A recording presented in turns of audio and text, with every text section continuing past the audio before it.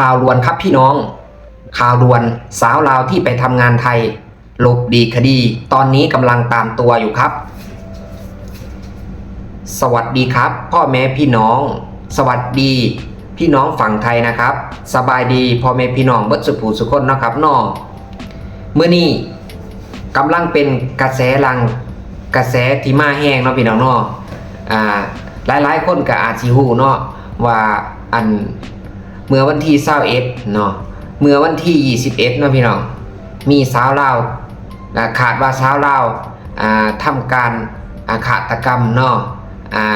แม่ใหญ่ผู้หนึงเนาะที่เป็นนายจ้างเนาะพี่น้องเนาะที่เพิ่นอยู่นำเนาะถือว่าเพิ่นเป็นแม่บ้านบัดที่นี่หันเพิ่นหลังจากที่ว่าแม่ใหญ่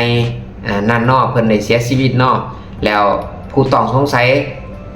มากที่สุดเนาะก็คือเป็นหญิงสาวลาวเนาะตอนนี้ปรากฏว่าเพิ่นข้ามมาอยู่ฝั่งลาวแล้วเนาะตอนนี้กำลังจับโตหรือว่ากำลังตามหาโตอยู่เนาะคือเรื่องของเรื่องมันมีอยู่ว่าเมื่อวันที่21เนาะพี่น้องเนาะผมจะขอพูดเป็นภาษาไทยก่อนและผมจะบอกเป็นภาษาลาวเนาะขออภัยเด้อที่ว่าเว้าหลายภาษาเด้ออาจสิเฮ็ดให้บางคนก็อาจสิสับสนหรือบ่เข้าใจเนาะแต่ว่าเพื่อความกระจ่างแจ้งเนาะพี่น้องเนาะ เมื่อวันที่21มกราคมพศ2569เกิดเหตุฆาตกรรมสะเทือนขวัญในบ้านพักย่านบึงกุมนะครับกรุงเทพมหานครผู้เสียชีวิตคือนางสาวสมสวัสดิ์ส่งสัมพันธ์หรือว่าป่าหมูเนาะพี่น้องเนาะหรือว่าป่าหมูนะครับอดีตคู่วัยอายุ79 ปีเนาะครับเนาะถูกพบเสียชีวิตในภาพถูกทำร้ายรุนแรงภายในบ้านพักของตนเองนะครับตำรวจไทยได้ออกหมายจับนางสาวบัวศรีหาวงศ์ชื่อเล่นว่าจูนอายุ25 ปีสัญชาติลาวซึ่งทำงานเป็นแม่บ้านอยู่กับผู้ตายก่อนเกิดเหตุและหายตัวไปหลังพบศพครับคือหลังจากพบศพนะครับไม่เห็นแม่บ้านคนนี้เลยครับคือทำให้เกิดข้อสงสัยว่าน่าจะเป็นนางสาวจูนนี้ที่ทำร้ายป้าหมูนะครับหรือเป็นผู้ที่ฆาตกรรมป้าหมูจากการสืบสวนของเจ้าหน้าที่ตำรวจพบว่าแนวทางแรงจูงใจในการก่อเหตุมี2ประเด็นหลักได้แก่ 1. ความโกรธแค้นที่ผู้ตายไล่เลิกจ้างหรือไล่ออกครับ 2. การขอยืมเงินจากผู้ตายแล้วไม่ไล่รับการอนุมัติคืออาจจะเป็น2สาเหตุนะครับคือก่อนที่ผู้เสียชีวิตนะครับก่อนเกิดเหตุนะครับคือนางสาวจูนนี้ขอยืมเงินป้าหมูนะครับ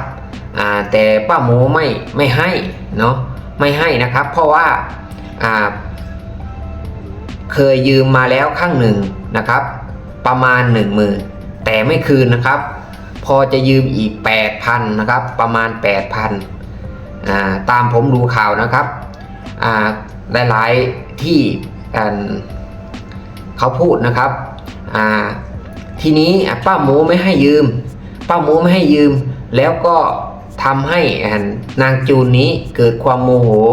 อะไรสักอย่างหนึ่งนะครับเกิดความโมโหหรือไม่พอใจอะไรบางอย่างและก็ขณะนั้นคือป้าหมูนี้ก็ไล่ออกอีกครับก็เลยทำให้นางสาวจูนนี้เกิดความโมโหหรือเป็นชนวนเหตุที่ทำให้ฆาตกรรมหรือไม่อันนี้ยังเป็นสิ่งที่เราจะต้องติดตามต่อไปนะครับขณะนี้ตำรวจไทยกำลัง ประสานงานกับหน่วยงานที่เกี่ยวข้องทั้งภายในประเทศและสปป.ลาวนะครับเพื่อ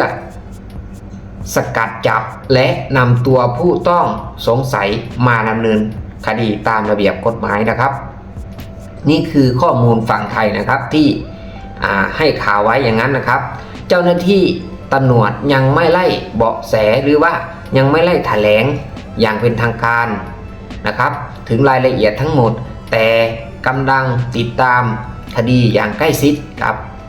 คือตอนนี้มันมีข่าวอยู่ที่ Facebook หรือสื่อโซเชียลต่างๆนะครับว่านางจูนนี้ได้ข้ามมาฝั่งลาวแล้วเป็นที่เรียบร้อยนะครับซึ่งเป็นคนที่อยู่แข้งจำปาสักนะครับแล้วผมไปรับรู้มาจากเพจหนึ่งนะครับที่เป็นเพจดังที่เป็นเพจน่าจะเป็นเพจของคนลาวนะครับที่ลงว่าตอนนี้เจ้าหน้าที่ไทยนะครับไล่พร้อมกับนักข่าวและกับประสานงานกับเจ้าหน้าที่ฝั่งลาวนำจับตัวของนางจูนได้เป็นที่เรียบร้อยแล้วครับก็คือบ้านของนางจูนนี่นะครับคือบ้านหนองบัวนะครับเมืองจำปาสักแข้งจำปาสักนะครับซึ่งนางก็หลบไปอยู่กับบ้านของพ่อนางเองนะครับตอนนี้นางได้สารภาพแล้วนะครับตามสื่อทางเพจเขาว่านะครับได้สารภาพนางจูนนี้ได้สารภาพว่าสาเหตุแรงจูงใจในการลงมือทำนะครับเป็นเพราะเทพมาบอกให้ทำนะครับคือนางจูนนี่น่าจะเด่นของนะครับเด่นของหรือไสยศาสตร์นะครับคือนางเป็นคนมักเด่นหวยนะครับเด่นหวยแล้วก็ขอเลขจากเจ้าที่อะไรประมาณนี้นะครับแล้วก็ดูเหมือนคนเป็นจิตศาสตร์เป็นคนที่เป็นคนที่ไม่เต็มบาทนะครับภาษาลาวว่าเป็นคนบ่เต็มบาทพี่น้องเป็นคนที่มีโรคทางจิตพี่น้องเป็นคนที่มีโรคทางจิตนะครับสังเกตหลายคนพูดอย่างนั้นนะครับแล้วตอนนี้แต่ว่าเจ้าหน้าที่ฝั่งไทยก็ยังไม่ได้สรุปอะไรนะครับรอติดตามต่อไปนะครับว่าเจ้าหน้าที่จะแถลงการว่าอย่างไรนะครับนี้เป็นเพียงข้อมูลส่วนหนึ่งอยู่ในเพจของคนลาวนะครับว่าเจ้าหน้าที่ฝั่งไทยและก็พร้อมทางภาคส่วนที่เกี่ยวข้องนะครับไล่จับตัวนางสาวบัวหรือว่านางจูนเป็นที่เรียบร้อยแล้วนะครับในเวลา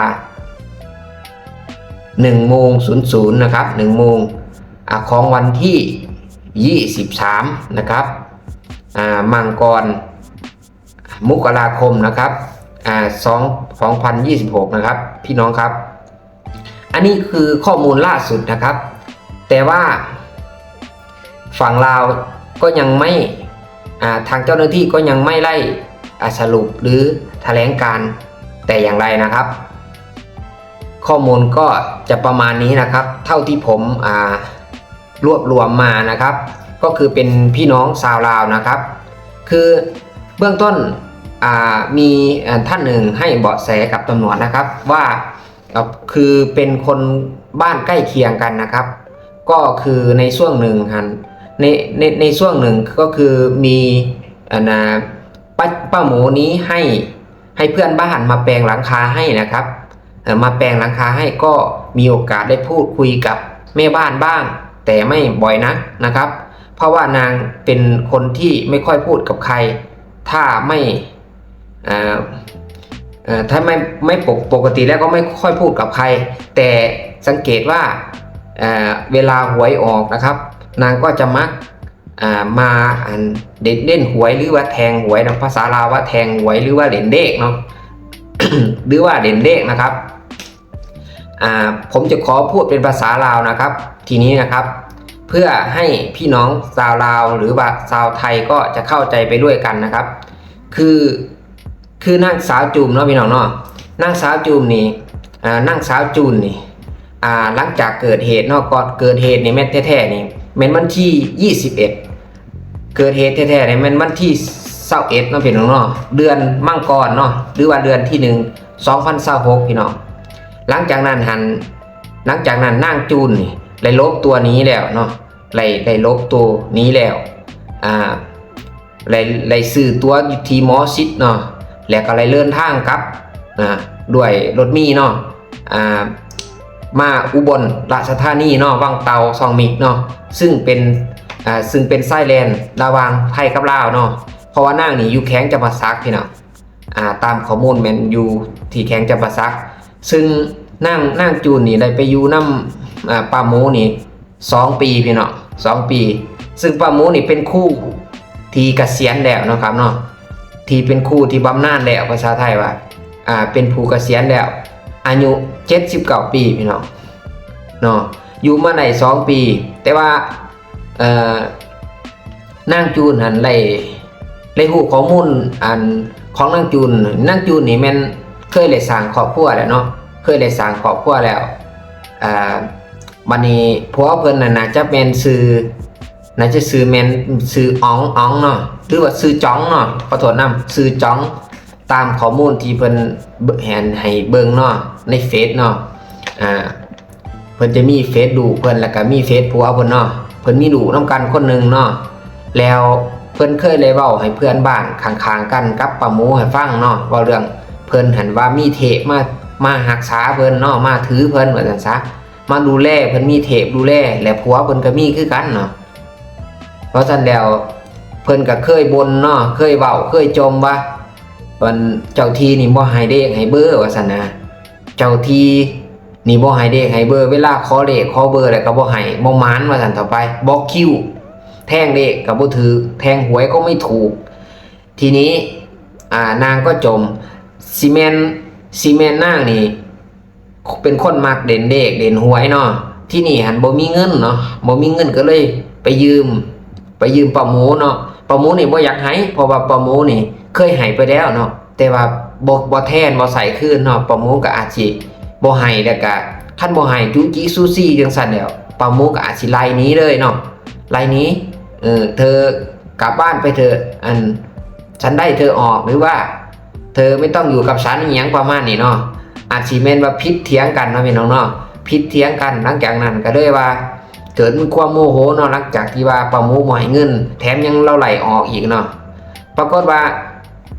หลังจากเพิ่นหลังจากน่าจะแม่นเพิ่นฆาตกรรมเนาะหลังจากไล่ฆาตกรรมป้าหมูแล้วนะเนาะเพิ่นก็ลบหนีในตอนนั้นเลยแต่ว่าตอนเพิ่นลบหนีหันในตอนเช้ามีเพื่อนบ้านถามว่าสิไปไสบ่อยู่แล้วว่าซั่นเพราะว่าเจ้าของบ้านบ่ให้อยู่เพิ่นไล่ออกแล้วสิบ่อยู่สิหนีว่าซั่นน่ะสิไปสิเมื่อสิประมาณนั้นเนาะบัดนี้ก็ก็เรียกรถเนาะสิเป็นรถแท็กซี่หรือว่าเป็นรถมอไซค์เนาะแล้วก็ประมาณนั้นเนาะตามที่หาผู้มาเนาะเพิ่นก็ออกไปเลยเนาะแต่ว่าหลังจากนั้นยังบ่ทันเพื่อนบ้านหรือว่าคนก็ยังบ่ทันเอะใจว่าเกิดหยังขึ้นเนาะก็เลยบ่ทันได้แจ้งเนาะบัดนี้มาแจ้งเจ้าหน้าที่นี่ในยะ10ประมาณ2โมงเนาะ1โมง2โมงประมาณนี้เนาะหลังจากนั้นเจ้าหน้าที่ก็มากวดเบิ่งเหตุเนาะแจ้งเหตุเจ้าหน้าที่ก็ประสานอย่างทันควรเนาะในการที่จะตามจับผู้ต้องสงสัยเนาะแต่ว่าปรากฏว่าบ่ทันเนาะนางจูนนี่เลยข้ามพรมแดนระหว่างไทยกับลาวแล้วเนาะ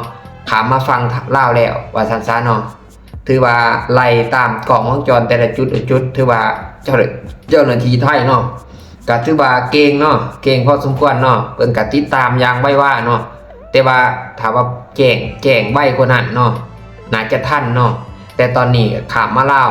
แต่ว่าทั้งแต่ว่าเพจฟังลาวนี่ได้ชี้แจงว่าหรือว่าไหลลงข่าวว่า